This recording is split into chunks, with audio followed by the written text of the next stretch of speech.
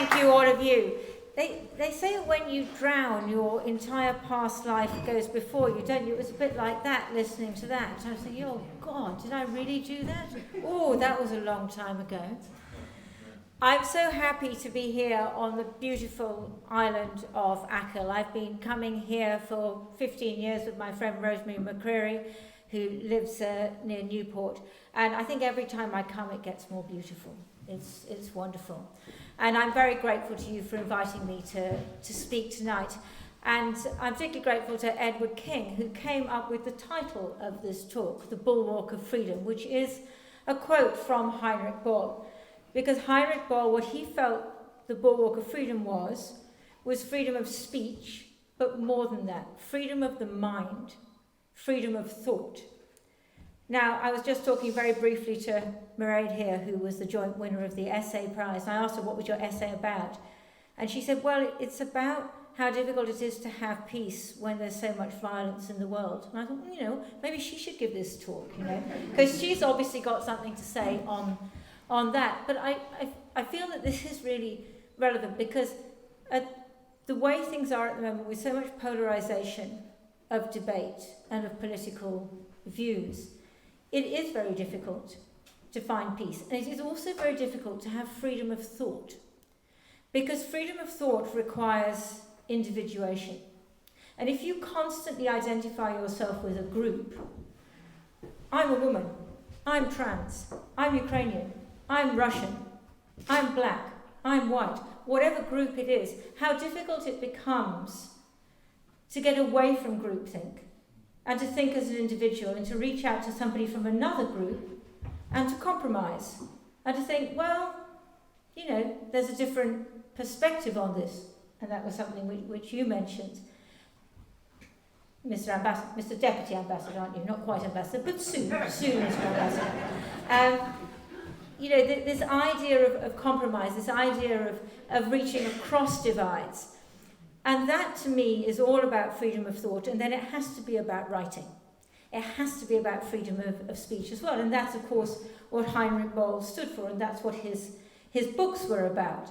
It was about challenging. It was about not identifying with the group, and obviously he grew up under fascism, and he was forced to fight in a war he didn't believe in. And he had to do that, and so that ability to fight, to think differently, it's not easy, and most people don't do that. Now, the other week again, my friend Rosemary, who keeps getting a mention, she was in India, but she sent me a message. She's always full of facts, little factoids. She said, did you know, she said, it was the beginning of the Indian elections, that if we had the same number of TDs per head of population as India does members of parliament, there would only be 2. And we have 160.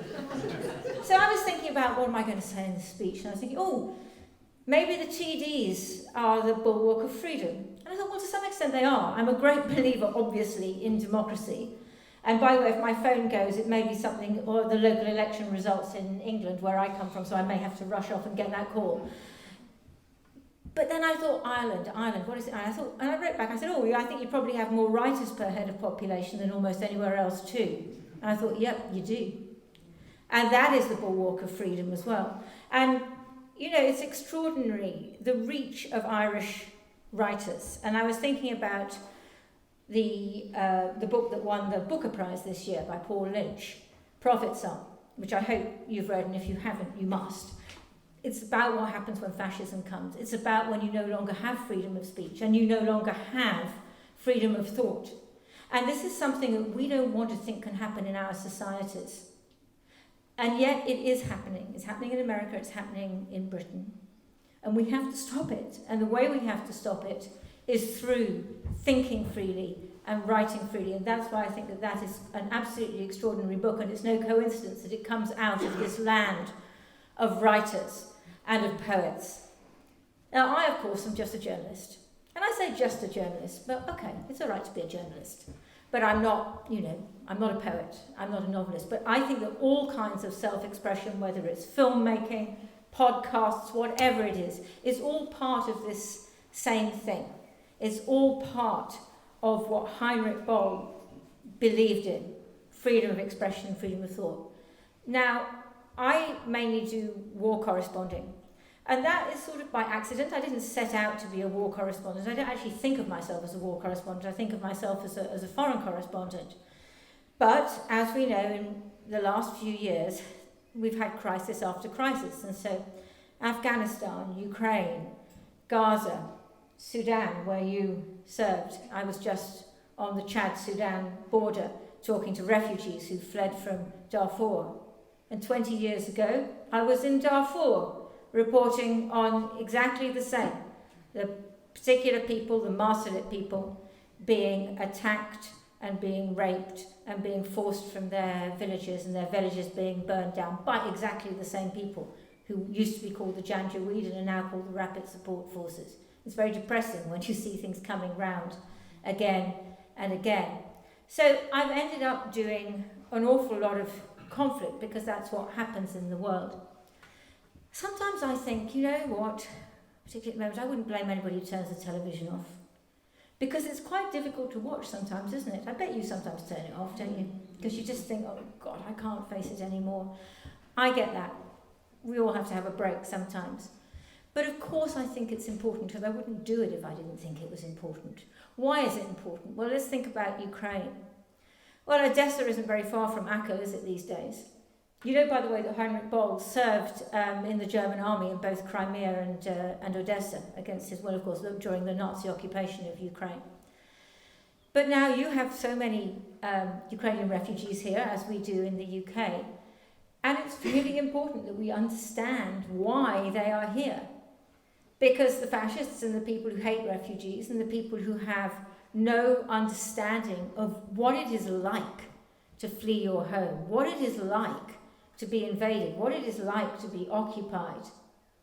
We have to resist that, and you resist it by understanding, by reaching out and understanding. And that, I suppose, when I'm feeling a bit fancy, is what I think my job is. I think that my job is to go to places and try and understand what's going on. Now, like all journalists, my job is to, cut through the bullshit of politicians and military leaders and so on, to try and find out what's really going on, which I've succeeded in sometimes and not at other times. But it's also, and I think television is a particularly good medium for this, to try and show what it's like, to try and help people understand what the experience of war is like, whether you are somebody who is suffering from an air raid or whether you are somebody fighting in the trenches. Because that's the other extraordinary thing about Ukraine. It makes you think of World War I and the Somme, because, we have drone warfare, which we've never had before, right? We have all these advanced weapons. You know what it comes down to? One bunch of young men in a trench fighting another bunch of young men in a trench. In Europe today. So I'm going to show a story, which I did, which was from November, not this past year, but the previous year, which was from exactly one of those trenches. And the reason I wanted to do the story was to show what day-to-day life was like for Ukrainian soldiers living in the trenches. I got a little bit more than I was bargaining for. So can we show the story? In the freezing, muddy trenches of the Ukrainian front lines, the scenes are reminiscent of the First World War. A bitter fight for every inch of territory, with troops under almost constant fire. And the winter is already here. The Russians remain in control of the city of Donetsk in the illegally annexed Donbass region of eastern Ukraine. But fighting continues to the west of the city as Ukrainian forces defend positions to prevent Russian advances. Our international editor, Lindsey Hilsum, travelled to the Ukrainian forward positions to the east of the strategic town of Krasnohorivka, just a few kilometres west of Donetsk, and spent the day with the 79th Air Assault Brigade, who are digging in for a long, cold winter. She joins us now from the city of Kramatorsk, which has been hit repeatedly by Russian missiles in recent days. Lindsey. Krishnan, there's been a lot of talk of the fighting slowing down over the winter, but that's not what we've seen in Donetsk over the last few days. And President Zelensky said overnight that this is the most active battlefront at the moment. In the town of Bakhmut, there is street fighting. Across the steppe, the agricultural land, there are artillery duels. There are machine guns active all the time. And as we found out, in the trenches with Ukrainian soldiers, Russian snipers as well. Not the Somme, but Donetsk. Not 1916, but now in the 21st century. Ukrainian soldiers trudging through the splashing mire of the trenches. This is how it will be all winter, through rain and sleet and snow, inches of territory lost and gained. Enemy for 500 meters of our... So the enemy is just 500 meters away? Yes. That's not very far? Yeah. Bit too close for comfort? Yeah. Every soldier have his fighting place. Vadim shows me a firing position. So everyone. And fight. And fight, yeah. If we have artillery fight for us, we have... The soldiers rotate every 2.5 hours and at times get barely any sleep. We have superpower. You have what's your superpower? I'm Ukrainian. The commander leads us further into the warren. Треба зараз цей участок, воно до того копа, побистрій перебігти, тому що... And tells us we have to run across a stretch of open ground, left so tanks can pass between trenches. The trees have shed their leaves, so there's no cover.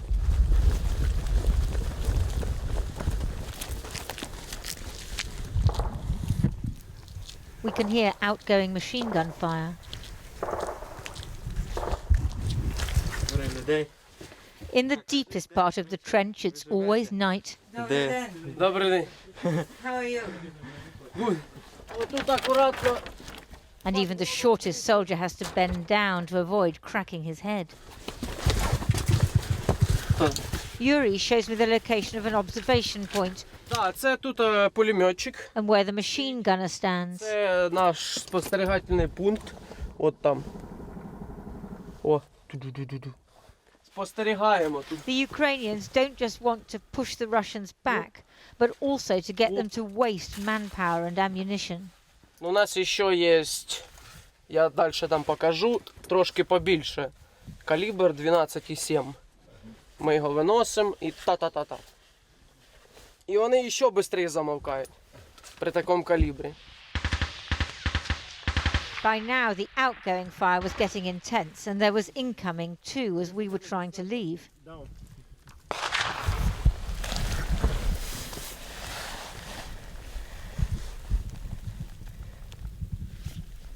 We've just heard sniper fire overhead. That was after all the outgoing from the Ukrainian machine guns. So we're just going to stay down here for a bit.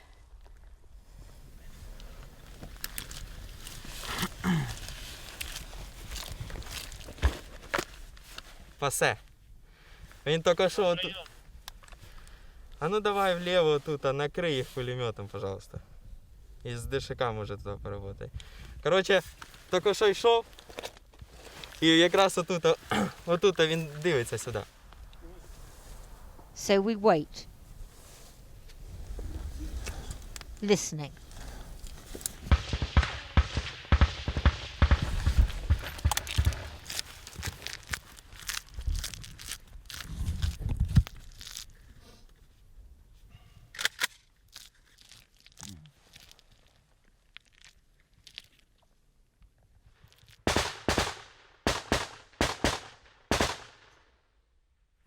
The outgoing machine gun fire from the Ukrainians is aimed at suppressing the Russians so they don't fire back. But the problem is that as long as there's firing from this position, there could be firing coming into us. And that's why we're waiting here in this trench and not moving. 3, 2. After a few minutes of quiet, it's time for us to run across the open ground to the other trench. All safe.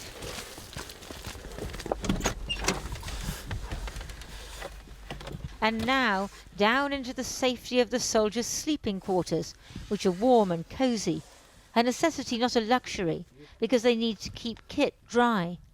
And Vadim has a companion. We have friend. No, Olyenka, the kitten, is just 2 months old. she is a good warrior. She's a good fighter. Mouse. Oh, she gets the mice. Yeah, yes. Do you have a problem with Yes, mice in the yes. trench? No, our place in the field. Yeah. It's field many mouse. And so, do you have a wife? Vadim thinks of the Netherlands, where he worked before the war, and of his girlfriend, who's in the Czech Republic. If we win, I stand in Ukraine. Make a family. Yes. You'll make your life here. My children live in the freedom country. Life in Ukraine will be tough this winter, and nowhere tougher than the trenches of Donetsk. The risk is only too clear. But Ukrainian soldiers know why they're fighting and what they must endure to win. It's perfectly possible that this trench warfare is going to continue through the winter without either side making any notable advances. And you know, here in the background right now, even in Kramatorsk, I can hear the rumble of artillery. It's not clear how far away it is. Now, there's a NATO foreign ministers meeting tomorrow, and what they're going to concentrate on is the other threat, which is the Russians who are firing missiles at Ukraine's energy sector. That's the reason that so many towns in Ukraine don't have power, and some of them still don't have water. A lot of places they haven't managed to restore that yet. So what NATO countries are likely to do is provide more air defences, as well as generators and transformers, other things that will make civilians' lives just that little bit less difficult. I can't say easier over the winter. But even as that is going on, the men you saw in that report, Vadim, Yuri and others, are going to be in those trenches fighting. And so are the Russians who are their equivalents, many of them conscripts, the poor bloody infantry.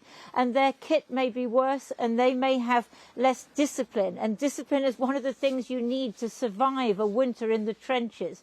Now, in 2022, just as it was more than 100 years ago in another part of Europe.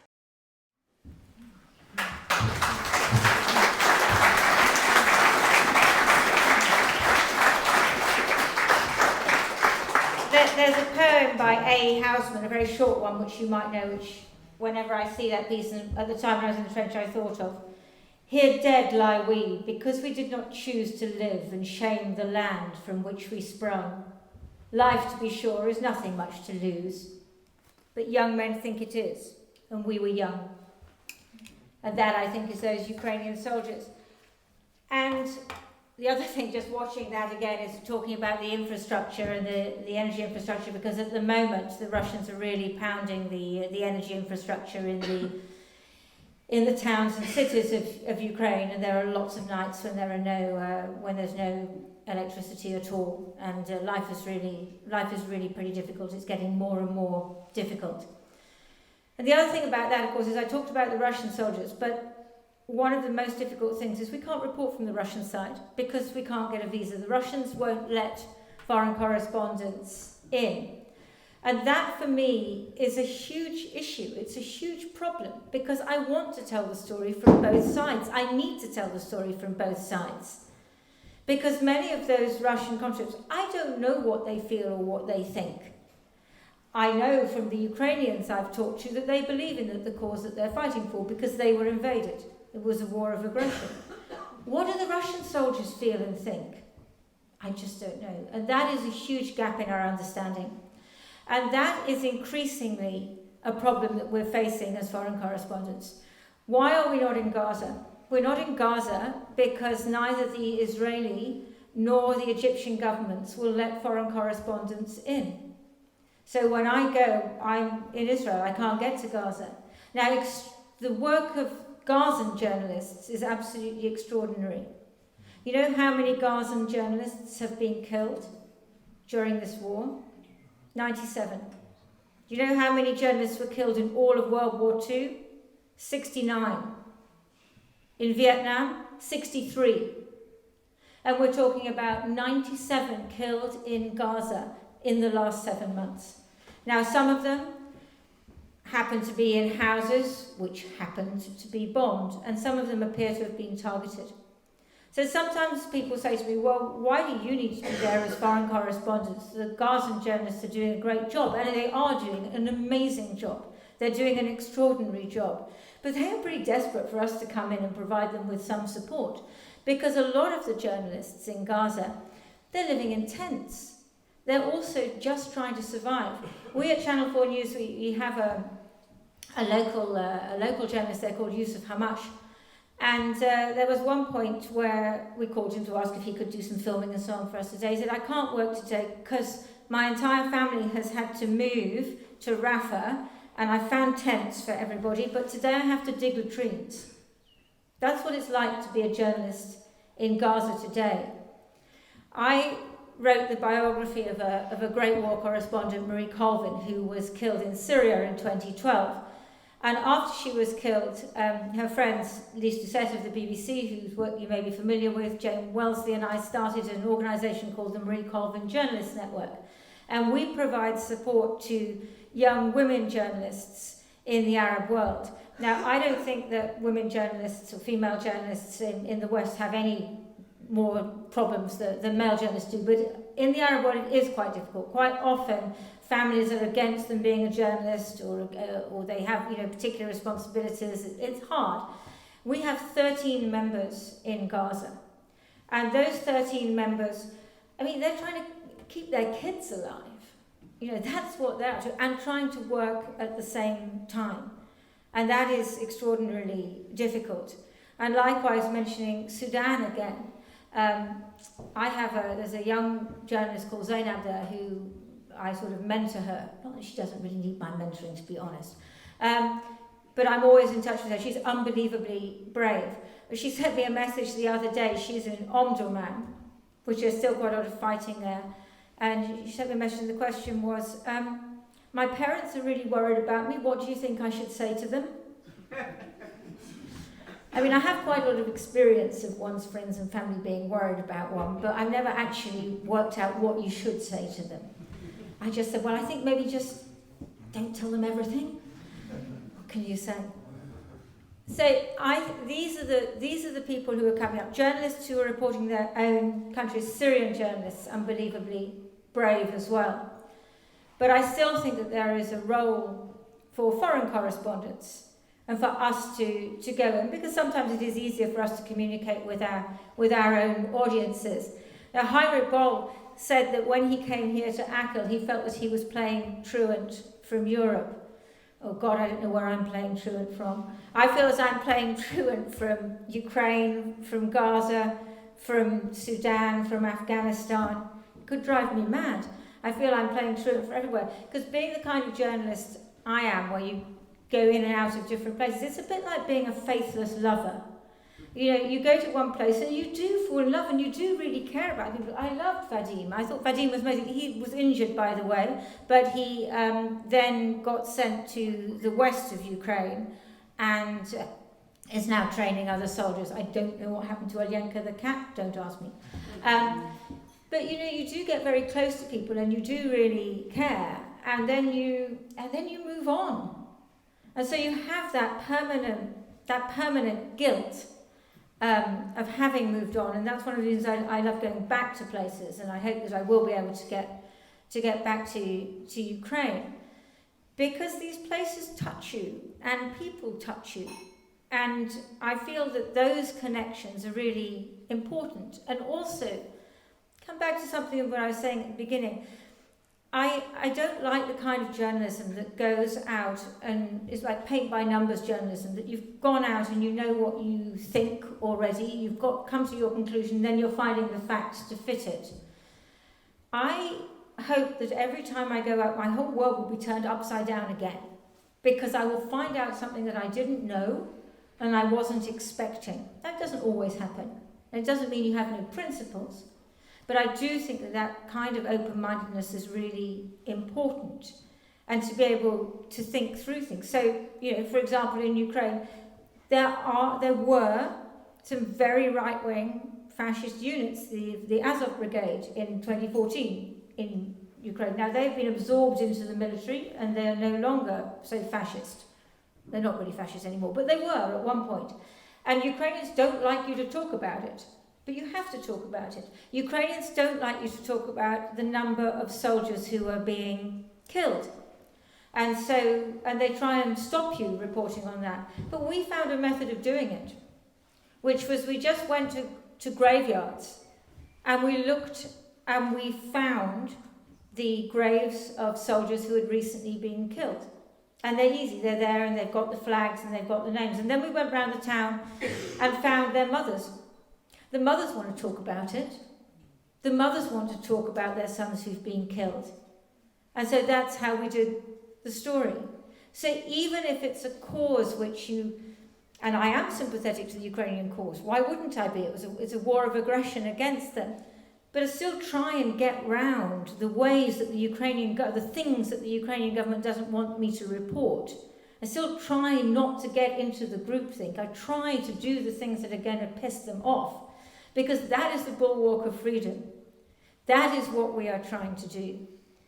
And I think, it's important as a journalist not to go up yourself, not to think that you're too important. I can't say that anything I have ever done has changed the course of history. It really hasn't. But, light is better than darkness. And we do try our best. And that's why I think that there is value in what we do. I'm going to finish, and then there can be questions. I've written this book, which is it's a sort of mixture. It's a word book. It's coming out in September, and it's got stories of my own experience of conflict, and they are married with poems, not my own poems. Everything from Enheduanna, who was the first war poet, and she was a priestess, a Sumerian priestess, who lived in in 2300 BC, right up to Mosa Babutoha, who is a Gazan poet, who is just pouring out poetry at the moment, and via Siegfried Sassoon and so on. But I'm going to read a very short poem by a contemporary of Heinrich Böll called Gunther Kunert. It's called Uncertain Survivors. When the man was dragged out from under the debris of his shelled house, he shook himself and said, "Never again, at least not right away." That, I think, is what Heinrich Böll was talking about with the bulwark of freedom. That's what I think, in Kathleen's words, should be the North Star. That's why I do what I do. Thank you very much.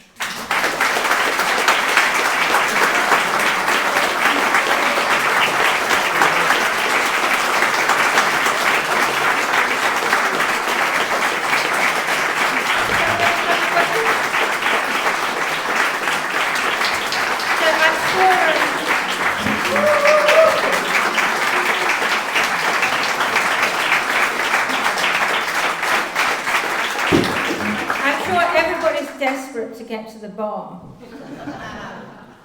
We are in a church hall, and I noticed that somebody has turned my water into wine. But if you have got a couple of questions, I'm happy to take them. Oh, look, we have, yes, lady here. Thank you very much. I really enjoyed your talk tonight. Good. I'm just really, I'm sure you've been asked this before. Probably. Where have you come? Where have you found your brave? Where has that come from in you? In your life? Well, I don't think of myself as being particularly brave. I really like what I do. I want to be where history is happening. I can't stand the idea of it watching it on the television and someone else is there. I want to be there, and I want to tell those stories. And I think that in conflict, it's a cliche, right? You see the best of people and the worst of people. And I find that incredibly exciting and stimulating. So that is really what drives me on, as well as what I believe about the importance of telling these stories. And so that's really what drives me on. And when I'm in a bit of a dodgy situation, I do, I get icy calm. I get very calm. I do not panic. And also I work in teams. So I work with a producer and a camera operator and sometimes a security guy. Oh, I know, I'll tell you something about that story. It's a secret. I know you won't tell anyone else. You know the bit where we're running across the open ground? That's not me, because I was wearing this coat and I look like a penguin when I run. And I said to the cameraman, there is no bloody way you're going to have that picture of me waddling across like this. And so that is him, the cameraman and the producer. It's a point of view camera, so it's not actually me. But I don't think that's cheating. The other thing which I should tell you about that piece is there's a kind of pregnant pause before the first piece to camera, which you might think was very meaningful. Actually, what happened was because we sort of slid down, and I was thinking, oh shit, I'm completely covered in mud on my bum. And then I was thinking, oh God, I wonder how long we're going to have to wait here. It's going to get very cold, isn't it? And then I looked right, and the camera was looking at me. I thought, oh. And then there was the producer, Rob, doing the sign of the Muppets, like this. And I thought, oh shit, I've got to do a piece to camera. Boom. So then I thought of something to say. But anyway, it wasn't a meaningful pause. It was a mud on the bum pause. Any other questions? Yeah, Edward. I'd just like to thank you, Lindsey, for coming to our group and playing truant, like Harry Böll did. Because, as you say, the British elections are in full swing, or at least the local elections, and Labour are obviously giving the Tories a hammering, and you'd love to be there, wouldn't you? I can manage without British politics. Anyway, a question just to ask about bravery, and you are incredibly courageous, but you must have seen awful, horrendous things. And your colleague Fergal Keane suffered a lot from post-traumatic stress disorder, PTSD. And how do you cope with that? And do you have debriefings afterwards? Yeah. Fergal, I love Fergal. Fergal's a good friend. He's all feeling. I'm very fond of him. Look, I would say that pain is not the same as trauma. And I think that all of us who do this kind of work suffer pain. And we see things which are pretty horrible. But I don't know what it is that makes some people who do this kind of job more prone to being traumatized than others. There's no question that my friend Marie Colvin, suffered from PTSD. I often think it's to do with other things going on in people's lives. But if you look at anybody, if you look at firefighters, you look at police, the police, you look at war correspondents, all of these people, a particular percentage are likely to suffer from trauma, but most of them don't. Most of us don't. And I think that you do sort of learn to handle yourself. And you do have to kind of balance your life. And I could win a prize for the largest amount of money spent on the smallest garden.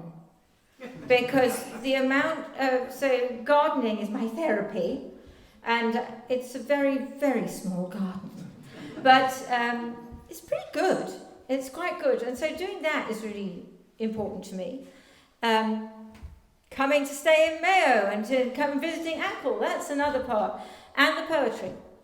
I find that I always carry poetry with me, and I find that poetry expresses some of the things that I can't express, and I find that it does this strange thing, which is, a poet, something like, either of those poems that I've read, those two very short poems, you feel that somebody is expressing what you want to express, but you couldn't quite manage it, so it brings you closer, but it also gives you a certain distance as well.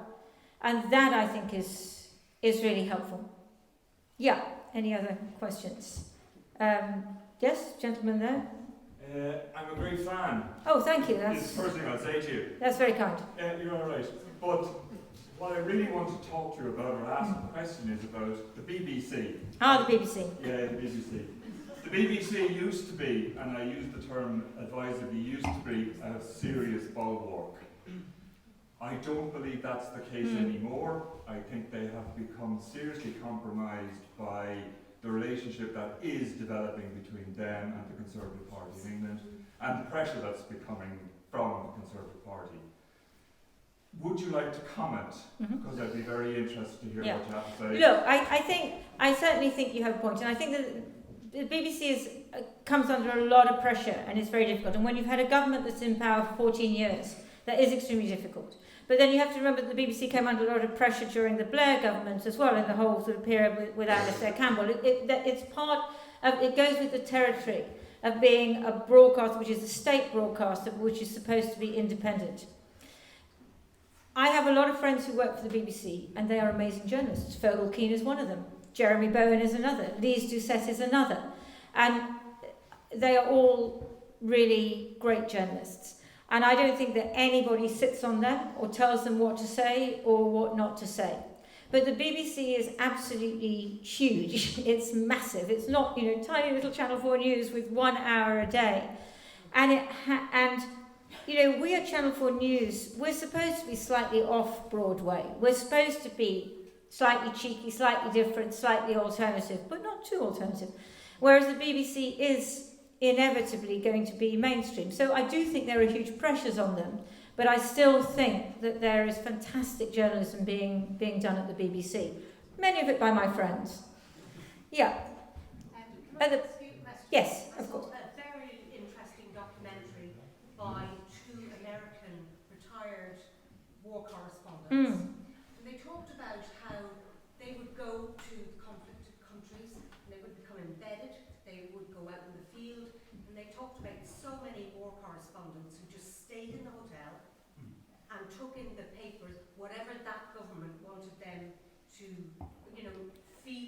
fed the news. They never went out. They didn't take risks like you have taken. And how do you feel when you... I've seen that very rarely. Really? I honestly can say I've never ever seen that.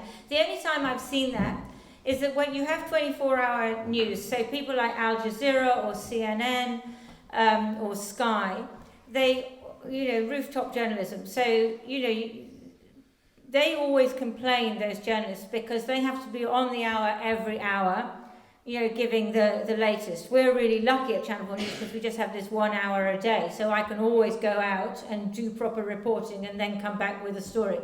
But certainly there are journalists whose job, is to do on the hour every hour, and they don't get out as much as they want to, and most of them are really frustrated. And they're not taking dictation from anybody. They're usually using the wires and whatever stuff is coming in, but they aren't able to get out as much as they would want to. And the best of those organisations, what they do is that they swap people. So one day you have to do that, and then the next day you can go out and do proper reporting. But I honestly think that most of my colleagues or the people I know, they want to be out there as much as they can. Now, sometimes, of course, you can't, because sometimes it's too dangerous. And so sometimes you do get stuck in the hotel. I've certainly had times when I've been stuck in the hotel because I remember one occasion, it was in Kinshasa. We were all standing at the edge of the hotel and there was a lot of racket going on, of bullets and things, and then various people, let me phrase this, various blokes, they would say, who want to sound like they know what they're doing, said, "Oh, it's absolutely fine, it's all outgoing," and somebody else goes, "Oh no, I think it's incoming." So we should... Anyway, then somebody who actually knew what they were talking about said, "We're in a built-up area. The sound of the bullets is ricocheting off the buildings, so we can't tell if it's incoming or outgoing, so I don't think we should go out." And I thought, I'm going to follow that bloke. And so that is sometimes what happens. Yeah. Anybody else? Yes, there's a gentleman in blue at the back.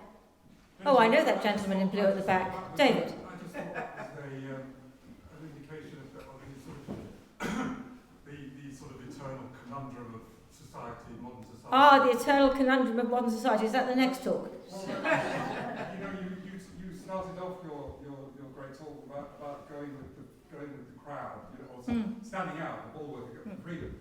So the BBC, we were just talking about them, who represent the states, the nationalism, the inevitable kind of careering towards nationalism, which we had, 80 years ago, 90 years ago. But it's inevitable.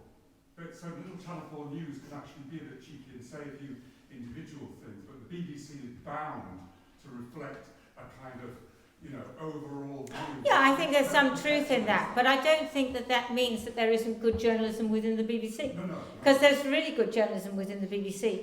And the government gets much more pissed off when the BBC does something that uncovers corruption or whatever than it does when we do. Because when we do, they are, it's Channel 4 News, what do you expect? But there's still amazing journalism going on within the BBC, and that's, you know, that's pretty difficult because they come under much more pressure than we do. Any more questions before the bar? No? Are we done? What a joyous thing to be here. Thank you very much.